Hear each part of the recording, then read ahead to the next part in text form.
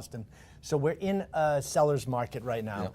And a lot of people think because we're in a seller's market, they can sell their home by themselves. Why is the for sale by owner not necessarily a smart path to take? Well, first of all, it's tough, and there's a reason why a real estate agent, you have to have a license to sell real estate. There's so many things that go into that process that you have to be very careful of. There's things that you have to disclose as well. Some sellers don't know this, and they can get in a lot of trouble if they aren't doing the right things by the buyer. And there are so many moving parts to selling a home. And I think people don't realize, yes, coming to an agreement on price is really just a small sliver of what goes into the overall transaction. Yeah, exactly. You know, we talked about it before. I had an open house. We had 17 offers in that one open house. So you really had to go through those offers and make sure that you verified certain information. It's not about just taking the highest price. Sometimes the pre-approval doesn't meet the price that they've offered. So what happens then? You take it off the market and you get yourself in trouble, and then you have to put it back on the market. You've lost momentum. Most likely you'll sell it for less than what you could have originally had you accepted the right offer.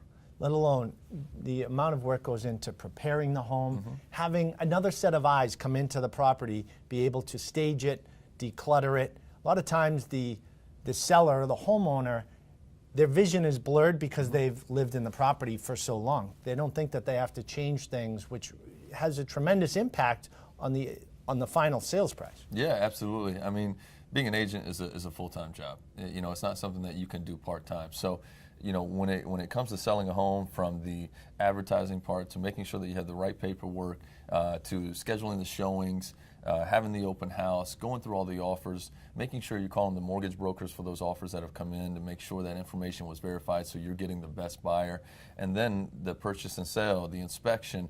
You know, this requires a lot of time and effort. Meanwhile, the seller is most likely has a 9-to-5, has a job that they have to focus on. So that's why it's important also to have an agent.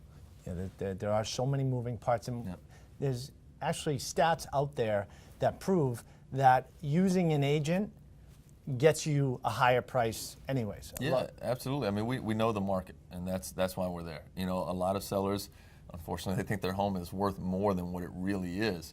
And when you put it on at such a high price, you're doing yourself a disservice. It's not going to be on the market for a while. Like I said, you might have to take it back off or take it off the market, put it back on. You've lost momentum, and you eventually end up selling it for less than what you could have had you put it on at the right price with the right advertising with the right agent. Seller, don't make this mistake. Connect with Austin. You can check out his website at austinpartain.com. And remember, we have more seller tips just like this one right here on boston.com.